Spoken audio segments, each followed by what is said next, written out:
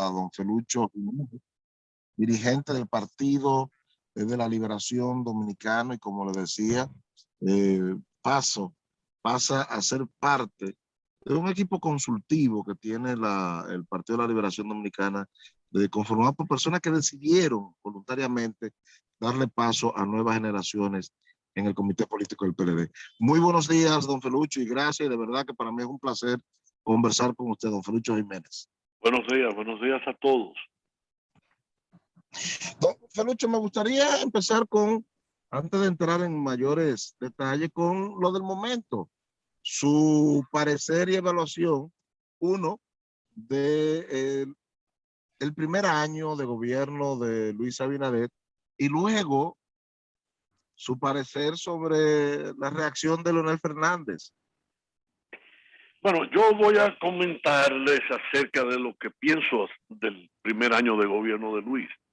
Yo no escuché a Leonel Fernández, ni lo escuché ni lo leí, porque ya Leonel es una persona que uno puede adivinarle, adelantarse a lo que va a decir. Uno lo traté muchos años. Le tengo en un sentido admiración y en otro sentido, francamente, lo contrario.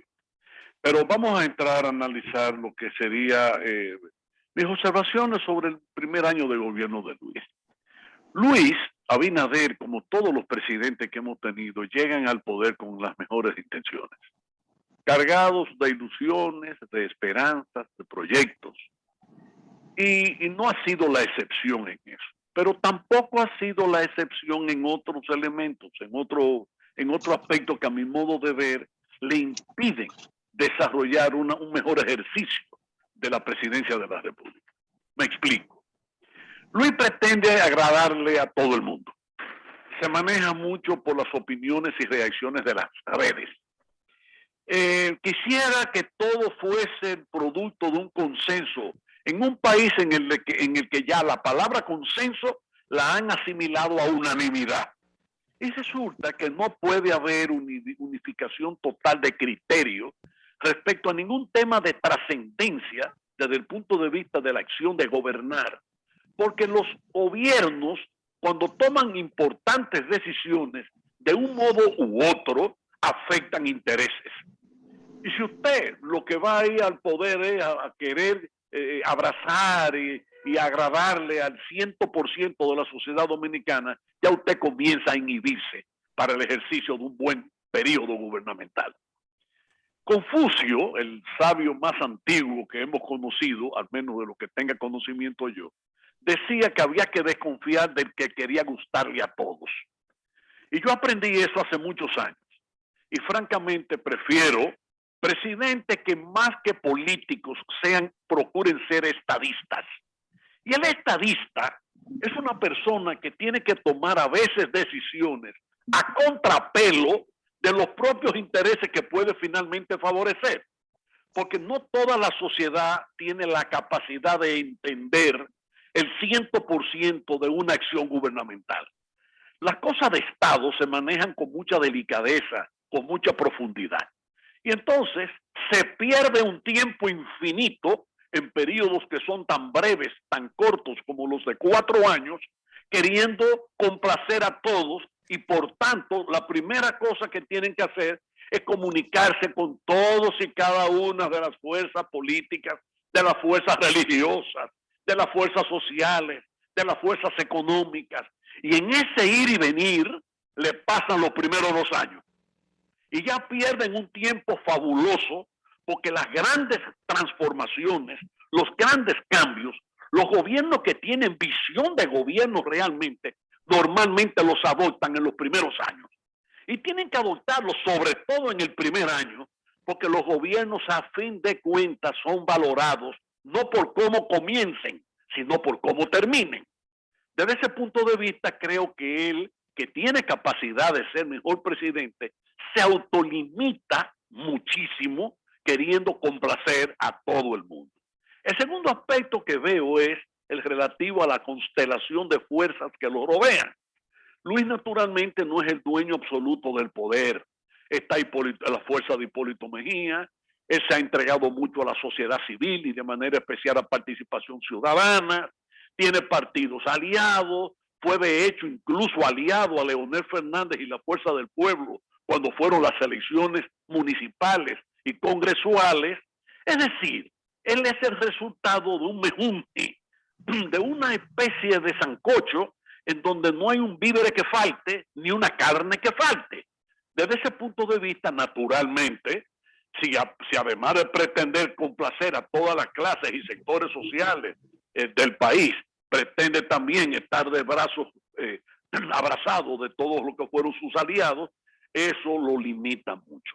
Ahora, eso no quita que no haya aspectos positivos que se hayan logrado, comenzando por el plan de vacunación. Lo he felicitado, creo que efectivamente lo ha llevado adecuadamente. Me parece que esas vacunas que han comprado muchísimas, ojalá que no se dañen. Y en un país con tantos apagones, ojalá que puedan ser conservadas. Creo que hay así como esa, uno puede decir de otras cosas.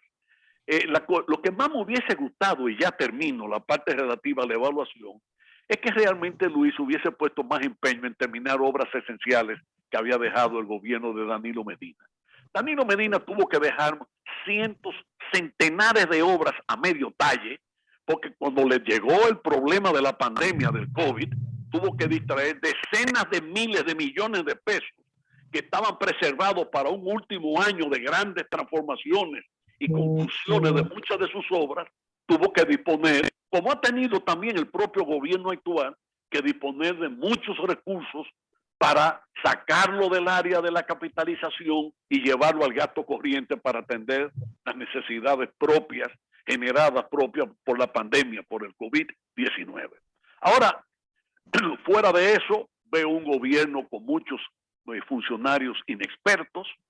Yo me asombro de escuchar a gente vinculada a obras públicas estar hablando de que han tenido que hacer estudios de impacto ambiental de obras que ya estaban en más de un 80%. Dígame usted a dónde vamos así. Y eso es lo que ha llevado a que una parte importante de los miles de millones de dólares que se han cogido prestados, para lo único que ha servido es para mejorar las reservas internacionales. Ahora, si uno evalúa bien ese criterio, uno dice, por un lado es bueno que el país tenga grandes reservas internacionales, pero qué malo es que de más de 4 o 5 mil millones de dólares que se tomaron para terminar obras y realizar obras, no se estén terminando ni realizando, porque esta gente son tan estudiosas que son capaces de pasarse 2 y 3 años estudiando a ver la manera en que terminan esas obras. Y mientras tanto se pagan intereses de esos millones de dólares, que son muchos, que se han cogido prestados, y la varilla sube de precio, el cemento sube de precio, la pintura sube de precio, las tuberías suben de precio, los materiales eléctricos suben de precio, los equipos sanitarios suben de precio, y al final nos van a venir con el discurso de que la obra tuvo que gastarse tantos miles de millones y se tendrán que gastar muchos miles de millones más por la incapacidad en terminar esas obras que ya estaban comenzadas. Pelucho, buenos días, don Pelucho, le habla Germán Marte. Germán, todo bien. Me gustaría su opinión sobre las 12 propuestas que ha hecho el presidente Luis Abinader. Y la convocatoria a todas las organizaciones. Que va desde el Ministerio Público Independiente, reforma a la policía, el Código Penal, la reforma salud, educación, salud y energía, la cuestión eléctrica. Ajá. Pero yo le voy a decir mi opinión franca y sincera. Desgraciadamente en la República Dominicana hemos subvertido el orden de la lógica más elemental. Yo recuerdo cuando se aprobó la ley de partidos políticos y la reforma a la ley electoral, que se hablaba de que la meta fundamental era evitar el transfugismo. Y resulta que el país lo que pasó y conoció real y efectivamente fue que hemos pasado de diputados tránsfugas hasta candidatos a la presidencia tránsfuga. Y yo por eso decía, aquí siempre estamos creyendo que la ley es lo fundamental. La ley no es lo fundamental. En este país pueden crearse y desarrollarse muchísimas leyes. El problema de la República Dominicana y de todos los países que como el nuestro es atrasado, es que no hay aplicación real y verdadera. No hay régimen de consecuencia. Y en consecuencia, creo, y perdónenme la redundancia, Creo que hacia esas cosas es que debemos mirar. La prensa en sentido general y el pueblo dominicano evalúa la labor de la Cámara de Diputados, del Senado de la República, es decir, del Congreso. Y yo veo que todos los años dicen, se aprobaron tantos proyectos de leyes, se discutieron, se aprobaron tantas resoluciones. Amigos, el problema nuestro no es ese. La República Dominicana es chiquitito y tiene más leyes que China, que es un país de 10 millones de kilómetros cuadrados. Los partidos políticos dominicanos tienen comité central, que son 30 veces más grandes que el comité central del Partido Comunista Chino, que tiene una membresía de más de 400 millones de miembros. Entonces aquí siempre estamos cogiendo no cogemos el toro por los cuernos, sino que cogemos el toro por el rabo. Esos proyectos de reforma, hay varios que me simpatizan. Y yo creo que todas las fuerzas políticas deben abocarse, igual que las clases sociales, los sectores sociales fundamentales, deben abocarse al conocimiento de eso. Ahora, vuelvo e insisto, y lo vinculo con mi primera respuesta. ¿Ustedes creen que esas reformas van a pasar si tenemos que complacer a todos los sectores religiosos distintos que hay en vigencia en la República Dominicana? ¿Ustedes creen que va a pasar una reforma en donde se está procurando la voluntad unánime de todas las fuerzas políticas del país? ¿Ustedes creen que puede pasar una reforma de la Policía Nacional sin que se haya transformado ni se haga absolutamente nada por transformar la cultura y la idiosincrasia dominicana? ¿Ustedes creen que la lucha contra la corrupción se acaba porque tengamos un ministerio público supuesto realmente independiente? No, hay países en donde la justicia se aplica de muy buena manera y es similar el proceso de elección del Ministerio Público al que tiene la República Dominicana. Lo que nos diferencia, vuelvo y repito, no es eso. Eso es coger el rábano por las hojas. Ahí no es que está el aspecto fundamental. Usted quiere acabar la corrupción. La gente, los funcionarios públicos roban fundamentalmente por uno de estos dos motivos. Roban para tener el capital que exige ya la política dominicana, que mientras más años pasa, más recursos se exige de los que aspiran hasta regidores. Ya no digo a presidentes, diputados o senadores o alcaldes, sino hasta regidores. Un aspirante a regidor en la capital, una persona que aspire simplemente a ser postulado como regidor, ya necesita más de 1 millón o 2 millones de pesos. Y eso pasó en el PLD. Eso pasó en el PLD, Felucho. Termino de decirle, si usted quiere transformar esa vocación desgraciada de la sociedad dominicana a coger lo ajeno, usted debe comenzar por limitar el poder del presidente los periodos y el tiempo del presidente de la República, el periodo y el tiempo del Congreso Nacional. Este Congreso Nacional nuestro maneja más recursos que lo que maneja salud pública para atender las necesidades de todos los hospitales del país y de todas las medicinas que necesitan los enfermos de República Dominicana. Aquí andamos mal y el problema no se resuelve queriendo ser simpático y decir yo me comprometí a hacer estas reformas. Tenemos que ver las cosas desde un ángulo distinto. 4 años. Dígame. Usted ha dicho una palabra, limitar el periodo del presidente, limitar el periodo del Congreso. Así es, aquí tenemos senadores y diputados que van por 6 periodos, 7 periodos. Imposible. Porque en la cultura dominicana hay 2 cosas que no tenemos. Aquí no hay ni cultura del retiro, por eso decía Monegro lo que decía con respecto al pequeñito número de miembros del comité político del PLD que adoptamos la decisión de darle paso a otras generaciones, porque no hay cultura del retiro. Aquí Balaguer fue candidato casi a los 98 años. Juan Bosch fue candidato 6 o 7 veces. En fin, el liderazgo político, pero lo mismo pasa con el religioso, lo mismo pasa con el sindical, lo mismo pasa con los deportivos. Aquí nadie quiere darle lugar a otro.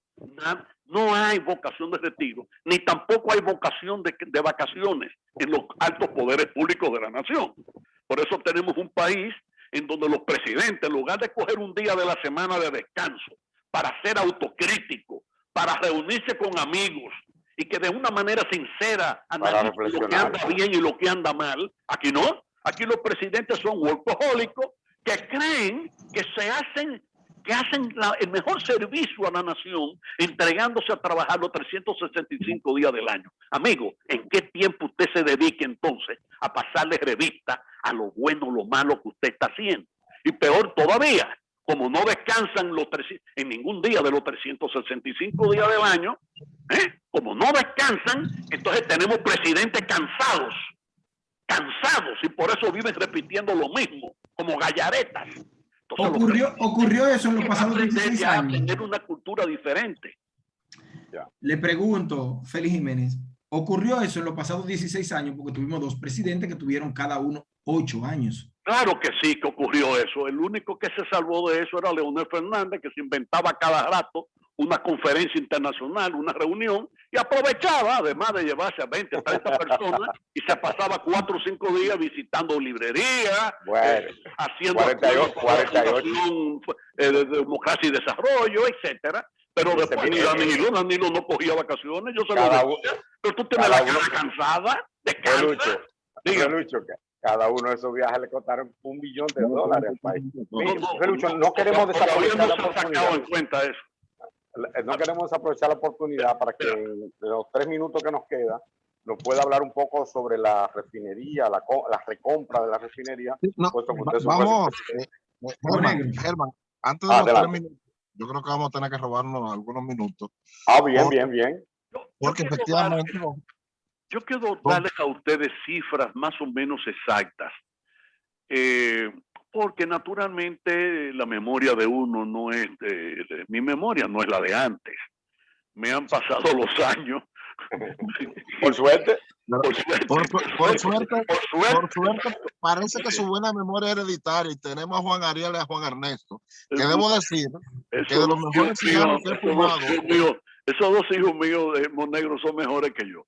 Miren, déjenme decir.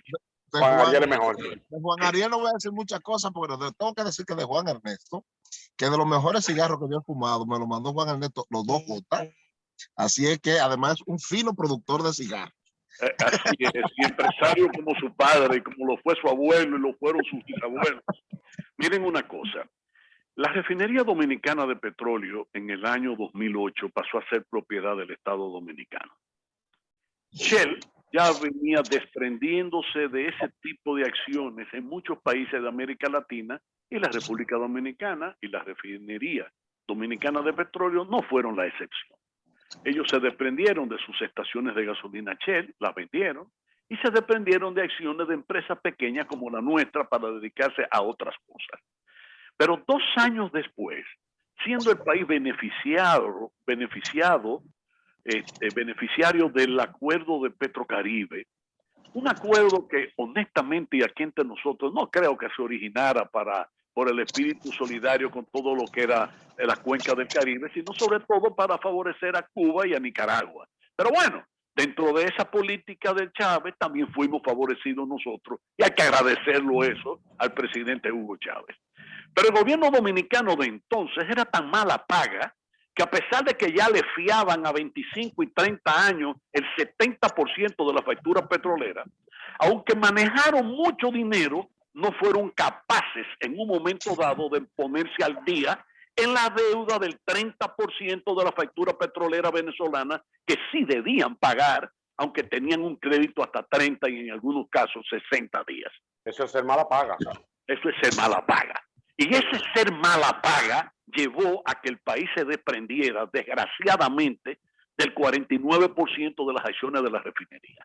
En los 8 años en que yo fui presidente, Venezuela recibió de beneficio.